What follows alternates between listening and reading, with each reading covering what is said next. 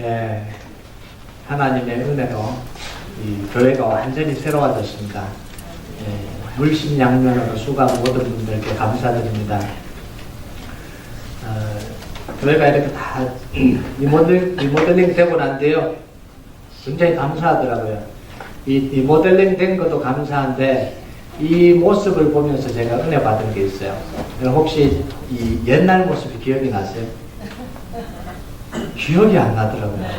이 들어오는 입구가 어떤 생겼는지, 무슨 색이었는지, 이 카펫이 무슨 색이었는지 기억이 안 나요. 이걸 깔고 나니까 기억이 안 나요. 그래서 그냥 깨끗한 것만 보여요. 저는 이걸 보면서 무슨 생각을 했냐면, 하나님이 우리 죄를 용서하시고 기억하지 않는다는 게 이런 거구나라는 게 느껴졌어요. 아무리 기억해내려고 해도 과거가 기억이 안 나는 거예요. 그냥 바뀐 모습만 보이더라고요. 하나님이 우리를 사랑하시고 죄를 기억하지 않으시고 십자가에 은혜 주신 그 모습 그대로 기억하신다는 게 이런 거구나라는 생각이 들더라고요. 하나님이 여러분을 다 십자가의 보혈로 덮어주시고요, 좋은 모습만 기억하고 계십니다. 네. 그게 하나님의 사랑받는 자녀들이죠. 역사의 길목에서는 33인의 선택이라는 책이 있어요. 이 제목은 순전히 제가 책 제목이 좋아서 산 건데, 공개적으로 이야기하면 안 돼. 읽고 실망을 했습니다. 공개적으로 이야기를 하면 안 되는데. 예. 이 책은요, 역사의 분수령에 있어서 어느 쪽이든 선택해야 됐던 사람들의 이야기가 기록이 되어 있어요. 이 통일의 문제를 고민했던 영계소문, 김춘수, 여운영, 이 사람들의 삶에, 이 선택에 얼마나 고민하고 선택했는지의 삶에 대한 이야기들이 나오고요. 그다음 개혁의 문제를 고민했던 이 정지상이라든지 묘청이라든지 정도전이라든지 이런 사람들의 이야기가 나와 있고요. 이 흔들리는 나라, 불안한 나라 운명 앞에서 뭔가 결정을 내려야 했던 이 고종과 명성황후의 이야기가 기록이 되어 있습니다. 역사는요, 이들이 어떻게 고민하고 어떻게 결론을 내렸냐, 어떻게 결정을 내렸냐에 따라서 많이 달라졌습니다. 좀 다른 결정을 내렸다면 좀 달라졌을 수도 있겠다라는 생각이 들더라고요. 그럼 역사에는 만약이라는 게 없지만 정말 그때로 돌아가서 제대로 된 결정을 내렸다면 더 좋았을 일들이 참 많잖아요. 우리 인생도 마찬가지 아닙니까? 그때로 되돌아가서 결정을 내렸다면 뭔가 달라졌을 거라는 생각들을 하고 계시잖아요. 아마 되돌아갈 수 있다면 지금 부부가 헤어질 수도 있겠네요. 안 그러길 바랍니다. 네, 그때로 돌아가도 여러분 똑같은 결정을 하시길 주님 여러분 축복합니다. 네, 아멘 안 하시는 분도 오늘 집에 가서 또 부부 싸움 하셔요. 하만도 페르시아 왕의 반지를 꼈고요, 모르드게도 똑같은 반지를 꼈습니다. 이 두 사람은 모두 선택의 상황에 놓였고요, 자기가 내릴 수 있는 최선의 선택을 했습니다. 그 반지를 끼고 왕의 조서를 내렸습니다. 자기들이 할 수 있는 최선의 선택을 한 거예요. 그런데요, 그 내용이 확연하게 차이가 납니다. 오늘 좀 볼 텐데요, 좀 띄워주세요. 3장 13절이 하만이 왕의 반지를 가지고 내린 조서고, 8장 11절이 모르드게가 왕의 반지를 가지고 내린 조서예요. 하만의 요소를 읽어보면요, 모든 유다인들을 젊은이, 늙은이, 어린이, 여인들을 막론하고 죽이고 도륙하고 진멸하고 또 그 재산을 탈취하라. 이게 하만이 내린 조서의 내용이고요. 모르드게가 내린 조서의 내용은 이렇습니다. 그들이 함께 모여 스스로 생명을 보호하여 각 지방의 백성 중 세력을 가지고 그들을 치려하는 자들과 그들의 처자를 죽이고 도륙하고 진멸하고 그 재산을 탈취하게 하되, 얼른 보면 좀 비슷한 것 같아요. 도륙하고 진멸하고 재산을 탈취하라 이래서 비슷한 것 같은데 자세히 들여다보면 내용이 180도 다릅니다. 첫 번째는 모르드게의 조서는요, 사람을 살리기 위해서 내린 조서예요. 하만이 내린 조서는 뭐예요? 사람을 죽이려고 내린 조서예요. 학살하는 거예요. 똑같은 권력을 가지고 하만은 사람을 죽이는 데 사용했고요, 모르드게는 사람을 살리는 데 사용합니다. 두 번째, 모르드게의 조서에는요, 규모와 절제가 있어요. 하만은 뭐예요? 닥치는 대로 죽이라는, 무조건 죽이라는, 남녀노소 어린아이까지 다 죽이라는 거예요. 무조건 죽이라는 거예요. 그런데 모르드게는 뭐예요? 정확하게 방법이 기록되어 있는데 자기들을 공격해 오는 사람들만 죽이고 탈취하라 이렇게 이야기합니다. 그래서 이게 뭐냐면 공격의 목적이 아니라 자기 생명을 방어하기 위한 목적이에요. 세 번째, 모르드게는요, 백성들을 위해서 조서를 내렸습니다. 하만은 자기 욕심을 채우기 위해서, 자기 분노를 풀기 위해서 죽이라는 조서를 내렸고요. 모르드게는 죽어가는 이 백성들을 어떻게 하면 살릴 수 있을까, 그 고민을 한 결과가 뭐냐면 공격해 오는 사람을 방어하기 위해서 죽이고 빼앗아도 좋다, 이런 이야기예요. 여러분, 무엇이 이 두 사람 사이를 이렇게 크게 갈라나요? 생각하는 게 왜 이렇게 다르냐는 거예요. 바로 관점의 차이예요. 마음속에 누구를 품고, 마음의 중심에 누구를 두고 무엇을 두고 고민하느냐에 따라서 달라졌다라는 거예요. 여러분, 하만은 순전히 자기 자신을 중심에 두고 모든 결정을 다 내렸습니다. 자기 분노를 풀기 위해서, 자기의 억울함을 풀기 위해서, 자기의 이 욕심을 채우기 위해서 모든 걸 다 했습니다. 그런데 모르드게는요, 하나님과 하나님의 백성들을 마음의 중심에 두고 모든 결정을 내립니다. 그리고 고통받는 하나님의 백성들을 위해서 자기의 힘을 사용하는 거예요. 여러분, 그 사람의 행동을 보면 그 사람이 뭘 고민하는지를 볼 수 있어요. 우리의 삶은 그냥 삶이 아니라 우리 생각의 결과가 삶으로 나타나는 거예요. 내가 행동하는 걸 보면 그 사람이 지금 무슨 생각을 하고 있는지 알아요. 이게 인생이잖아요. 여러분, 자기를 위해서 고민하는 사람은요, 자기를 위해서 살다가 자기를 위해서 죽는 거예요. 이게 평범한 사람들의 인생이잖아요. 내 고민하고 내 걱정하고 나를 위해서 살다가 나를 위해서 죽는 게 이게 사람들의 인생. 그런데 이런 사람들 속에는 위대한 인물이 나올 수가 없잖아요. 나를 위해서 고민하고 나를 위해서 살다가 나를 위해서 가는 인생은 그냥 빠빠이 하면 되는 거예요. 예, 별로 신경 쓸 필요가 없는 인생. 여러분, 우리의 중심에 놓고 고민해야 될 건 우리 자신이 아니고요, 하나님을 중심에 놓고 고민하고 살아야 된다. 아멘. 이게 그리스도인들이에요. 아멘. 여러분의 고민의 중심은 뭡니까? 지금도 여러분 머릿속에 고민이 지금 돌아가고 있을 텐데 그 고민의 내용이 뭐냐는 거예요. 누가복음 12장에 보면 예수님이 부자 이야기를 하십니다. 한 부자가 밭이 있는데 수확이 너무 많아서 그 소출을 감당할 수 있는 창고가 없는 거예요. 그래서 그 부자는 그게 걱정인 거예요. 너무 많은 소출이 너무 많아서 걱정인 거예요. 그래서 그걸 담을 수 있는 창고, 저장할 수 있는 창고를 짓겠다고 하면서 한 이야기가 누가복음 12장 19절 같이 읽겠습니다. 시작. 또 내가 내 영혼에게 이르되 영혼아 여러에 쓸 물건을 많이 쌓아두었으니 평안히 쉬고 먹고 마시고 즐거워하자 하리라 하되, 이 부자는 하나님이 축복해 주신 걸 가지고 먹고 마시고 즐기는 데에 관심이에요. 고민이 뭐냐면 이걸 어떻게 저장할까 고민입니다. 그 부자를 향해서 예수님이 하신 이야기가 누가복음 12장 20절 같이 읽겠습니다. 시작. 어리석은 자여 오늘 밤에 내 영혼을 도로 찾으리니 그러면 내 준비한 것이 누구의 것이 되겠느냐. 여러분, 예수님은 이런 사람을 향해서 뭐라고 이야기하냐면 어리석은 사람이다, 이렇게 이야기를 해요. 근데 여기서 우리가 잘 봐야 되는 게 뭐냐면 부자이기 때문에 어리석었다라고 이야기하신 게 아니에요. 소출이 많이 나왔기 때문에 어리석다라고 이야기한 게 아닙니다. 잘 먹고 잘 살기 때문에 어리석다고 한 게 아닙니다. 그 부자가 하는 고민이 어리석다라는 거예요. 고민이요. 우리는 자칫 잘못하다 보면 부자는 신앙이 없고 가난한 사람은 신앙이 있고 청결하다 이렇게 볼 수 있어요. 그게 아니에요. 성경이 말하는 건 그게 아닙니다. 예수님은 지금 그 이야기 하는 게 아니에요. 부자는 나쁘고 가난하면 좋다 이런 이야기 하는 게 아닙니다. 이 부자가 하고 있는 고민이 어리석다라는 거예요. 여러분, 가난한 사람도 어리석은 고민할 수 있어요. 부자도 좋은 고민할 수 있어요. 지금 예수님의 이야기는 뭐냐면 네가 무슨 고민을 하냐 이 이야기입니다. 무슨 고민을. 여러분, 이 부자가요, 하나님을 마음의 중심에 두고 고민을 했다면 그 인생이 얼마나 많이 달라졌을까요? 그래서 예수님이 이 이야기를 마무리하시면서요, 누가복음 12장 29절 31절에서 이렇게 이야기합니다. 너희는 무엇을 먹을까? 무엇을 마실까요? 구하지 말며 근심하지도 말라. 이 모든 것은 세상 백성들이 구하는 것이라. 너희 아버지께서는 이런 것이 너희에게 있어야 할 줄 아시느니라.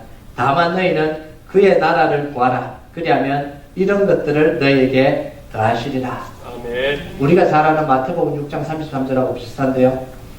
너희는 먼저 그의 나라와 그의 일을 구하라. 그다음 이 모든 것을 너희에게 더하시리라. 이 말씀이 나온 배경이 바로 이 부자 이야기예요.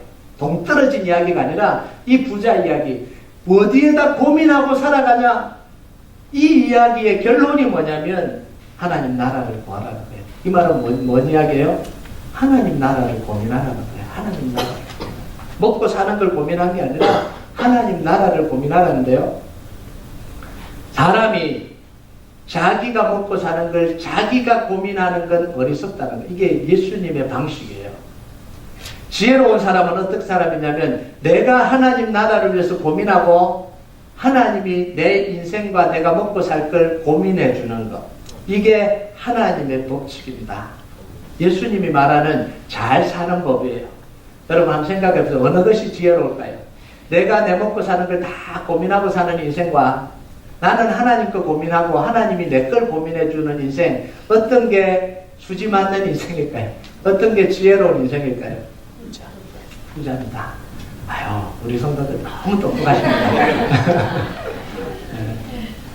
여러분 한번 보세요. 자녀들이요, 5살 때 돼서 내게 이게 필요하지. 이걸 내가 챙겨놔야지. 10살 되니까 또 이게 필요하지. 내 거 챙겨놔야지.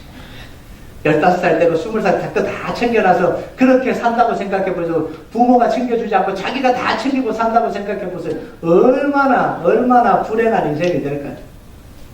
엄마 몰래 아빠 몰래 자기가 다 챙겨놓고. 그런데요, 그것보다 더 좋은 인생은 뭐예요? 5살 되면 부모가 다 이거 챙겨주고, 10살 되면 다 챙겨주고, 대학 가면 대학 등록금 다 내주고, 그래서 허리가 다 부러지잖아요. 여러분 얼마나 여러분이 대신 고민 다 해주잖아요. 여러분 학교 갔다 와서 숙제 안 하면 자기 숙제인데 왜 부모님이 화를 내요? 네, 저도 화가 나더라고요. 제 숙제가 안 해갖고 자기가 당하면 되지. 그래서 한 번씩 그래. 네가 다 해. 네가 가서 야단 맞고 네가 알아서 해. 너무 화가 나면 그래요. 그런데요, 부모는 뭐예요? 다 챙겨줘야 돼요. 있어야 할 줄 아는 거예요. 그 나이 때 되면 뭘 해야 될 줄 알고, 뭘 고민해야 될 줄 알고, 뭘 줘야 될 줄 다 아는 거예요. 하나님이요, 우리 인생 가운데 60이 되든 70이 되든 80이 되든요, 뭐가 있어야 될 줄 다 아시는 거예요. 그걸 믿으십니까?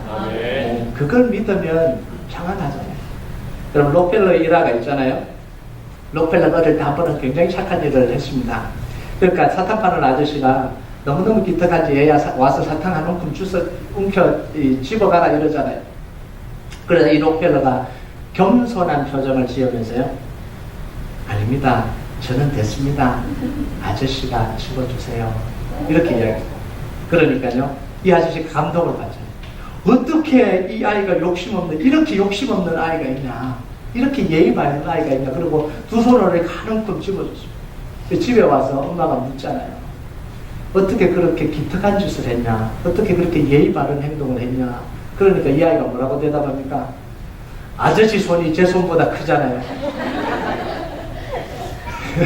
겸손한 게 아니라 욕심이 많은 거예요. 자기 손을 집으면 다 빠져나가니까 아저씨가 집으면 얼마나 지혜로운 거예요. 여러분, 우리가 우리 인생을 고민하는 것과 하나님이 우리 인생을 고민해 주는 것, 어느 게 지혜롭냐는 거예요. 모르드게의 인생이 이런 인생입니다. 자기가 움켜잡으려고 그러지 않고요, 자기가 그 자리 차지하려고 그러지 않고요, 그냥 하나님께 다 맡겨놓고 성 앞에 바닥에 무릎 꿇고 하나님이 하시기를 기다리는 이 모르드게가 이 아이의 심정 아니에요. 여러분 잘 보면 알겠지만 지금 오늘 본문에는요, 두 개의 왕의 조서가 서로 충돌을 일으키고 있습니다. 여러분, 하만이 조서를 하나 썼잖아요. 그리고 지금 모르드게가 또 조서를, 왕의 이름으로 조서를 하나 썼습니다. 페르시아에는요, 한 번 내려진 조서는 아무도 취소할 수가 없습니다. 그게 설령 왕이라고 하더라도요. 근데 이게 이해가 안 돼요. 왕의 이름으로 했으면 왕의 이름을 취소하면 되는데 이게 안 됐대요. 안 됐다 그러니까 안 된 줄 아는 거예요. 이 말은 그 당시 조서를 작성할 때요, 얼마나 신중하게 작성했는지를 보여주는 장면이고요. 그리고 그 조서의 힘이 얼마나 강력했는지를 보여주는 장면이에요. 여러분 9절에 보면 조서를 작성하기 위해서 혼자 작성하는 게 아니라 서기관들을 다 불러 모았다는 거예요. 그리고 서기관들을 혼자 작성한 게 아니라 다 작성하고 여러 명의 서기관이 그 조서를 다 검토를 한 거예요. 다 검토를 하고 문제가 없으면 그때 왕의 반지를 인을 찍어서 내려보내는 거예요.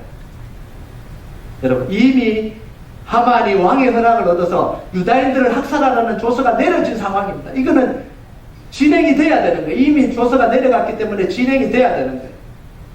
그러면 유대인들을 살리기 위해서는 또 뭘 해야 되는 거예요? 또 다른 조서를 내릴 수밖에 없는 거예요. 그래서 죽이려고 하는 사람들을 대적해서 그 사람들을 죽이라 이렇게 이야기합니다. 그러니까 자연스럽게 두 조서가 지금 충돌이 일어나고 있는 거예요. 유다인들을 죽이려고 하는 무리들과 목숨을 건지려고 하는 이 유대인들 사이에 전쟁이 벌어지게 되는 거예요. 여러분 우리가 살아가다 보면 부덕불 선한 일과 악한 일이 충돌을 일으키는 경우가 허다합니다.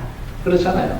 교회 공동체도 마찬가지고 사회 공동체도 마찬가지고 늘 악한 일과 선한 일이 충돌이 일어나잖아요. 그런데 그때 악한 일이 선한 일을 이기는 공동체가 있어요. 악한 일이 선한 일을 이겨버려요. 여러분 그 공동체는요 희망이 없어요. 악한 것이 늘 이겨버리는 공동체는 희망을 걸 수가 없어요. 두 개가 충돌할 때 선한 일이 이기는 공동체가 돼야 그 공동체가 건강하고 희망이 있는 거예요. 여러분 우리가요 하나님의 백성으로 살아갈 때 사명을 가지고 지켜야 될 일이 뭐냐면 그 공동체 속에 선한 일이 악한 일을 이기게 하는 겁니다. 악한 세력이 얼마나 크든지 얼마나 영향력 있든지 아무런 어떤 이익을 보장해 주더라도요 악한 세력에 동조하면 안 되는 거예요. 특히 교회 속에서는요 선한 일이 항상 이기게 만들어야 됩니다. 그래야 하나님의 뜻이 교회 가운데 세워지는 거예요. 이렇게 이야기를 하면 평간의 길을 하려고 하는 사람들이 있습니다. 평간의 길. 목사님 누구예요? 악한 사람을 지금부터 찾아봐야 되겠어요. 그리고 발본 세본해서 어떻게 좀 해보려야 되겠어요. 여러분 그 이야기가 아닙니다. 여러분 선한 일이 이기게 하는 건 목사님 오늘부터 제가 눈빛이 이상한 사람을 찾아서 찾아내서 이게 없애야 됩니다. 그런 게 이 선한 일이 이기는 게 아닙니다. 선한 일이 이기는 건 뭐냐면 내가 선한 사람으로 살아가는 게 그게 선이 이기는 거예요. 다른 사람을 찾아내서 그 사람을 징벌하는 게 아니라 내가 선한 사람으로 살아가는 겁니다. 근데 교회가 이걸 잘못 적용해서 얼마나 많은 교회들이 싸움이 일어나고 깨지고 있어요. 왜냐하면 아무도 자기를 하만이라고 생각하는 사람 없거든요. 다 자기가 모르는 게 지금도 어떤데 나는 하만이야 회개해야지 이런 사람 하나도 없잖아요. 다 모르는 게 나를 괴롭히는 사람 다 하만이에요. 내가 다 다윗이고요. 사울은 하나도 없어요. 그러니까 그 눈으로 보세요. 그러면 교회가 어떻게 되겠어요? 다 뒤집어지시. 내가 선한 사람으로 싸워가는 것, 내가 내 안에 선한 싸움을 싸워가는 것, 이게 선한 일이 이기게 하는 거예요. 여러분 다른 사람 눈빛 보지 마세요. 여러분 10편 1편에 보면 다윗이 이렇게 이야기를 해요. 복 있는 사람은 악인의 길을 쫓지 아니하며 죄인의 길을 서지 아니하며 오만한 자리에 앉지 않는다. 여러분 다윗이 말하는 악한 길을 쫓는 사람들이 누굴까요? 죄인의 길에 선 사람들이 누굴까요? 오만한 자리에 앉아있는 사람들이 누굴까요? 지축하고 아마 사울과 그 무리들일 거예요. 그런데 다윗은요 한 번도 악한 사람은 사울이라고 이 뭐예요 이게 무슨 표정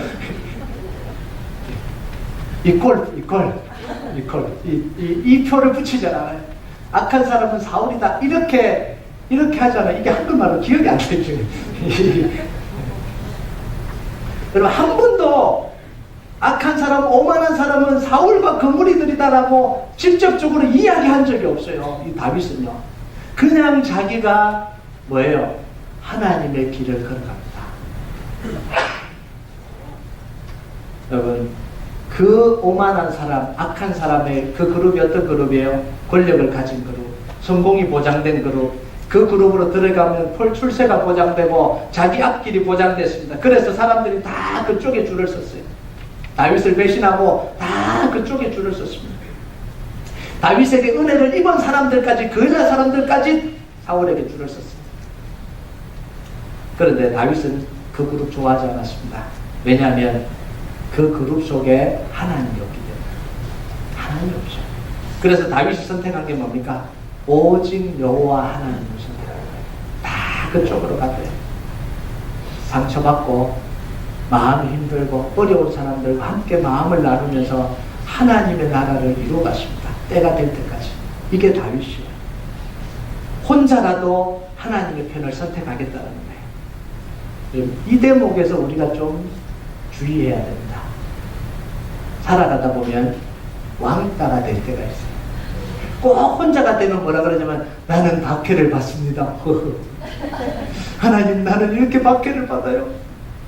혼자가 되면 어려운 사람인 줄 알아요. 아니에요. 물론 어렵게 혼자 투쟁을 할 수도 있어요. 다윗처럼요, 모르드게처럼요. 그런데 적용할 때 잘해야 됩니다. 내가 사람들이 나를 미워한다 그래서 내가 어렵게 고난받는다, 아닐 수 있다는 사실을 기억해야 됩니다. 그때는 왜 나를 미워하는지 좀 생각 좀 하셔야 돼요. 왜 사람들이 나를 미워하는지. 그렇지 않고 나를 미워한다고 내가 의롭게 박해를 받는다, 말도 안 되는 이야기를 좀 안 하셨으면 좋겠어요. 여러분이 해서 그런 이야기가 아니라 생각을 좀 우리가 해야 돼요. 자, 보세요. 의롭게 고난받는 사람은 하나님이 정령해 주세요. 하나님이 그렇다라고 보여주셔요. 하나님 누구 손을 들어줍니까? 다윗 손을 들어주셔요. 다윗을 왕으로 삼아주시고요, 세워주시잖아요. 10편 1편 5절에 뭐라고 이야기하냐면, 그러므로 악인이 심판을 견디지 못하며 죄인이 의인의 회중에 들지 못하리로다. 여러분, 죄인이 의인의 회중에 들지 못한다, 이게 무슨 이야기일까요? 죄인이 의인의 회중에 들지 못한다. 이건요, 사람들은 사울의 그룹에 들고 싶어 했습니다. 사울의 그룹. 그런데 다윗이 성공하고 난 뒤에 사람들은 다시 다윗의 그룹에 들어오고 싶어요. 그런데 때는 이미 늦었다. 때는 이미 늦었다. 여러분, 하나님을 선택하지 않고 자기 욕심을 위해서 악한 모임을 마다하지 않은 사람은 결국 후회할 때가 있다라는 이야기예요. 하나님을 의지 않고 돈과 권력에 기대어 살았던 사람은 결국 후회할 날이 있다라는 겁니다. 여러분, 이게 우리 인생이잖아요. 하나님을 믿지 않고 내 마음대로 사는 사람, 결국은 심판의 날에 후회할 때가 있다는 거예요. 열처녀 비유처럼 이미 문이 닫혀버릴 때가 있다. 하나님의 심판대 앞에 섰을 때 아무리 후회해도 늦어버릴 때가 있다는 거예요. 이 말은요, 회개하고 돌이켜도 안 받아주시겠다, 이런 이야기가 아닙니다. 그때가 다 지나면 결산할 때가, 내 삶에 대해서 결산할 때가 있다는 거예요. 이미 결산할 때는 더 이상 돌이킬 수가 없다, 이런 이야기입니다. 여러분, 하만이요, 총리로 등극했을 때 사람들은 하만에게 줄서기를 좋아했습니다. 하만의 그룹에 속하기를 원했습니다. 하만의 그룹으로 들어가면 성공이 보장되어 있었습니다. 그런데 모르드게는 홀로 그곳에 줄서지 않고 홀로 기도합니다. 왜요? 그 속에 하나님이 없기 때문에 그래요. 그래서 모르드게는 홀로 하나님을 선택해요.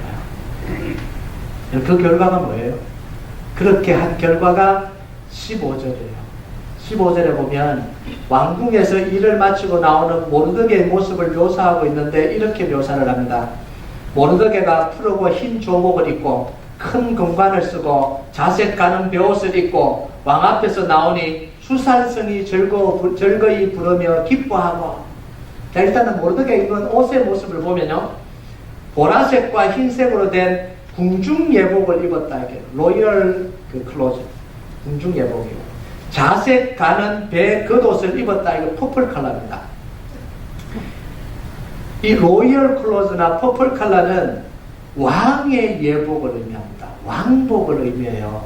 이거 보면 이 모르드게가요 왕의 옷에 버금가는 옷을 입었다라고. 이거 누가 입혀준 거예요? 스스로 입은 게 아니라 왕이 입혀준 거예요. 왕이 소중하게 여기면서 왕이 입혀준 겁니다.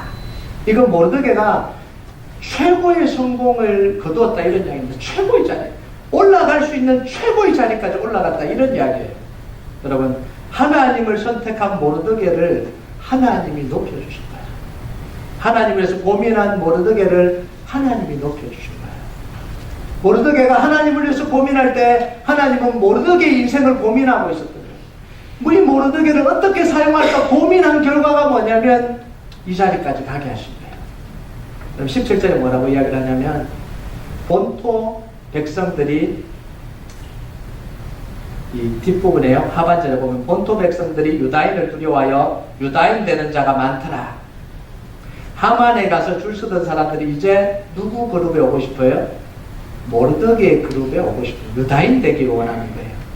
여러분, 세상적인 이 술수로 돈을 버는 걸 포기를 했고요. 아부하고 뇌물 주고 좋은 자리 얻는 걸 포기를 했고요. 성공이 보장된 자리, 하나님이 없는 자리를 포기했던 모르드게를 하나님이 높여주시니까 그 과정을 사람들이 다 지켜봤잖아요.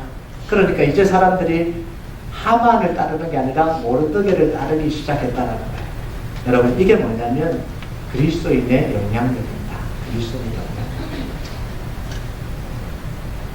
그리스도인의 삶을 보고 하나님을 모르는 사람이 나도 하나님의 은혜를 입었으면 좋겠다 라고 고백하는 게 그리스도인의 영향력입니다. 여러분, 똑같이 거짓말하고 똑같이 뇌물 주고 똑같이 불법 행하고 살아가면서 성공해봐야 그리스도의 영향력은 안 나타납니다. 사람들이 뭐라고 이야기하냐면 나는 그 사람처럼 되고 싶지 않다 이렇게 이야기하지 그 사람처럼 하나님의 은혜를 얻고 싶어 한다 이렇게 이야기하지 않지 않습니까? 여러분, 우리가 봐야 되는 건요, 모르드게의 성공을 바라보는 유대인들의 반응이에요. 모르드게가 총리로 등극하니까 유대인들의 반응이 15절과 16절에 나오는데요. 15절에 보면 모르드게가 왕 앞에 나오니 수산성이 즐거이 부르며 기뻐하고, 16절에 부르니까 유다인에게는 영광과 즐거움과 기쁨과 존귀함이 있는지라. 여러분, 모르드게의 성공을 보면서 유다인들이 자기 일처럼 기뻐하고 즐거워하고 자랑스러워했습니다. 이건요, 모르드게가 어떻게 살았는지 보여주는 모습입니다. 여러분, 모르드게가 불법적인 방법을 행하고 야비한 방법을 하고요, 그 자리를 차지했다면 아마 손가락질을 했을 겁니다. 저거 불법 행해서 저렇게 된 거예요. 이상하게 살다가 지금은 돈 좀 벌었다고 저렇게 살고 있네, 이렇게 이야기를 했을 거예요. 여러분, 그런데 모르드게가 총리로 등극하니까요, 수산성이 즐거이 부르며 기뻐했다. 온 성의 사람들이 다 기뻐했다. 다 즐거워했다. 여러분, 우리 시대에 성공을 거둔 사람들이요, 크리스찬들이, 주위의 사람들이 이렇게 말하는 사람들이 과연 얼마나 될까요? 성공을 거뒀다라고 말하는 사람들 중 정말 온 성이 즐거워해 줄 수 있는 그런 사람들이 얼마나 되겠냐는 거예요. 여러분, 그 사람이 성공했을 때 그 사람을 바라보는 사람들의 평가가요, 그 사람이 평소에 어떻게 살았는지를 보여줍니다. 하만의 성공을 보면서 사람들은 이렇게 이야기하지 않았어요. 3장 15절에 뭐라고 이야기를 했냐면, 왕은 하만과 함께 앉아 마시되 수산성은 어지럽더라. 딱 대조가 되잖아요. 하만이 등극하니까 수산성이 어지러워요.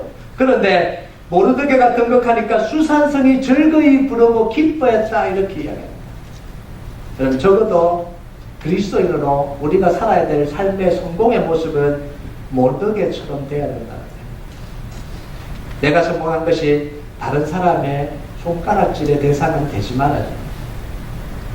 적어도 내 주위에 있는 사람이 함께 기뻐하고 즐거워하고 내가 성공한 것이 다른 사람에게 힘이 되는 그런 삶을 우리가 살아가는 게 중요하다는 거예요. 그런데요, 성공하는 것보다 더 중요한 게 바로 이겁니다. 큰 성공을 거두는 게 중요한 게 아니라 내가 작은 성공을 이뤄가고 작은 성취를 이뤄가지만 내가 이룬 그것 때문에 나와 함께하는 주위에 있는 사람이 함께 즐거워하고 함께 기뻐하고 함께 힘을 얻는 그런 성공이 우리가 살아가야 될 삶의 모습이에요. 우리의 이 목표는요, 성공이 아니에요. 높은 자리가 아니에요. 어떻게 보면 영향력입니다. 좋은 영향력이에요. 그럼 마지막으로 우리가 봐야 될 게 뭐냐면 이 모르드게의 성공이 하루아침에 이루어지는 게 아니라는 거예요. 우리는 모르드게의 영광을 보기 전에요, 그 영광 뒤에 숨겨진 모르드게가 겪은 고난의 길을 볼 줄 알아야 됩니다. 그럼 모르드게는요, 눈물로 지새운 밤이 며칠이나 됐을까요? 이 옷을 입기 전에 눈물로 지새운 밤이 얼마나 많이죠? 수많은 날들, 수없이 많은 날들 무시와 멸시당하면서 지낸 날이 얼마나 많습니까? 사람들이 다 돌았었어요. 혼자 그 성 앞에 앉아서 하나님만 붙들고 하나님만 바라보고 엎드려 있던 그 눈물로 지새던 날이 얼마나 많았습니까? 정말 자신의 선택이 잘한 걸까? 내가 이 선택을 잘한 걸까? 한 사람씩 한 사람씩 자기를 떠나가는 걸 보면서요, 정말 내가 잘 선택한 걸까? 하만의 지위가 극에 달하는 걸 보면서 정말 내가 이게 잘한 일일까? 수없이 많은 고민을 했을 겁니다. 차라리 내가 그때 다른 선택을 했어요. 차라리 머리 한번 숙이고 말걸, 이런 고민이 밤마다 찾아왔을 거예요. 여기 모르드게는요, 사형틀에 달리기 직전까지 갔습니다. 자기가 한 선택 때문에 사형틀에 달리기 직전까지 가요. 그런 숨막히는 터널을 지나는 동안 그는 하나님만 바라보고 살았습니다. 하나님만 위안으로 삼고 살았습니다. 고난과 죽음의 길을 걸어가도 의연하게 걸어갈 수 있었던 게 뭐냐면 하나님을 신뢰하고 기도했기 때문에요. 안 힘들었던 게 아니라 힘든 와중에도 그래도 다시 걸을 수 있었던 게 뭐냐면 하나님을 바라봤기 때문이에요. 여러분, 어리석은 사람들은요, 하루아침에 뭔가를 이루어내려고 합니다. 저 사람은 어떻게 성공했을까? 저 사람은 어떻게 저렇게 잘 살까? 그 비결이 뭘까? 성공의 비결만 쫓아다니는 사람들이 있습니다. 어떻게 하면 그 방법을 가르쳐 주세요. 여러분, 그런 사람들은 영원히 성공할 수가 없습니다. 성공해도 제대로 된 성공을 할 수가 없어요. 왜냐하면 성공하는 건 비결에 있는 게 아니라 성공은 그 사람의 흘린 땀 속에 있기 때문에 땀을 흘린 만큼 성공하게 되는 거예요. 비결로 성공하는 게 아닙니다.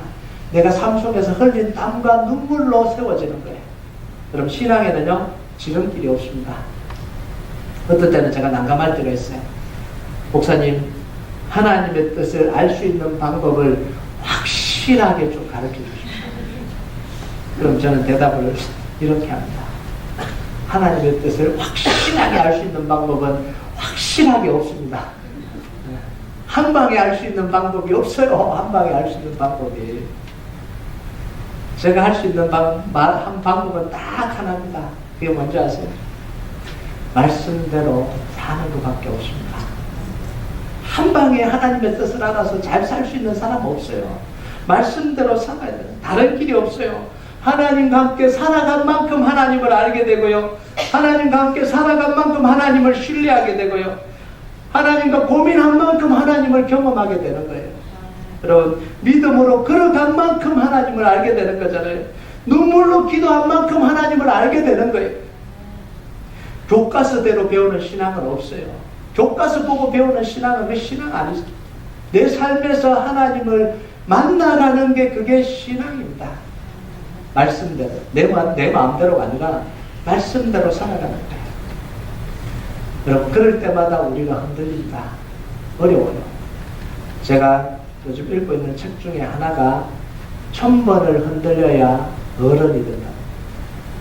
1000번을 흔들려야, 청년들에게 주는 책인데요, 정말 이 진로를 고민하고 자기의 선택을 고민하고 결혼 앞에서 이 선택을 고민하고 그 선택한 것 때문에 또 흔들리고 또 실패하고 사업을 실패하고 이런 과정을 겪었던 사람들의 이야기가 기록되었어요.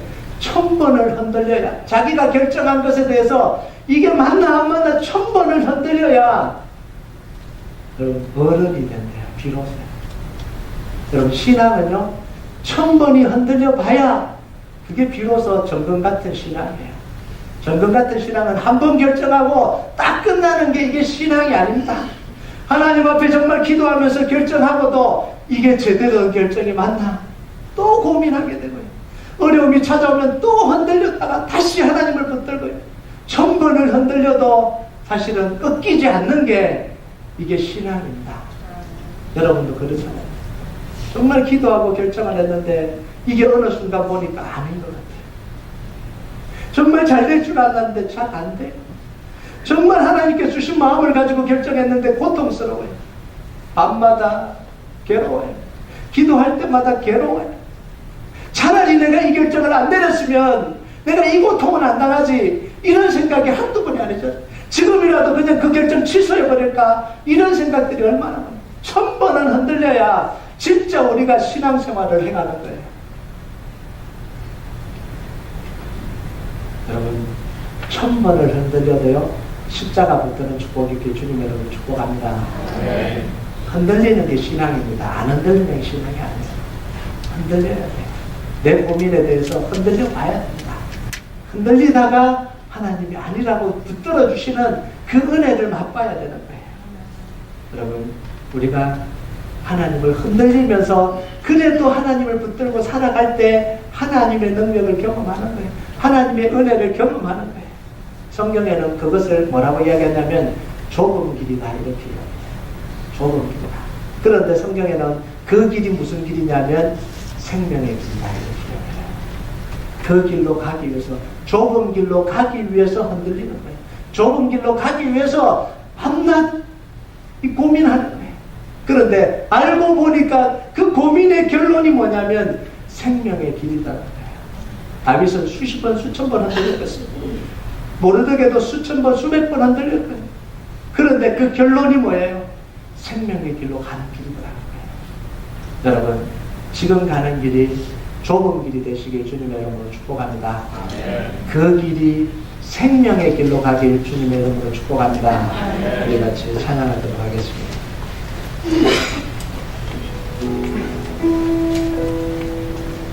설교하면서요, 이 찬양을 함께 나누고 싶었는데요, 우리가 어디에서도요 안전함을 느낄 데가 없어요. 우리가 가진 능력, 재산, 우리가 가진 환경 속에서도 우리는 안전함을 느끼지 못합니다. 우리가 영혼의 안전함을 느낄 수 있는 유일한 곳이 어디냐면 하나님 품이에요. 편안한 침대 속에서 우리 안정감을 느끼는 게 아니라 차디찬 교회 바닥에 무릎 꿇고 앉아서 주님 만날 때 우리 영혼이 안전한 거예요. 수십 번, 수천 번, 수백 번 흔들려도 우리가 다시 안정감을 찾을 수 있는 데는 어디냐면 하나님의 품속입니다. 오늘도 우리가 이 고백을 좀 했으면 좋겠습니다. 내 아버지 그 품 안에서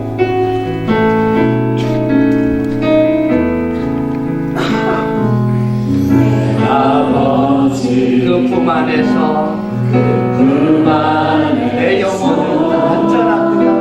내 영혼은 안전합니다. 주 손길로 내 삶을 안으시니 주 손길로 내 삶을 안으시니 그 평강이 나를 돕습니다. 평강이 나를 돕습니다. 다시 고백합니다. 내 아버지 그 품 안에서 내 영혼이 안전합니다.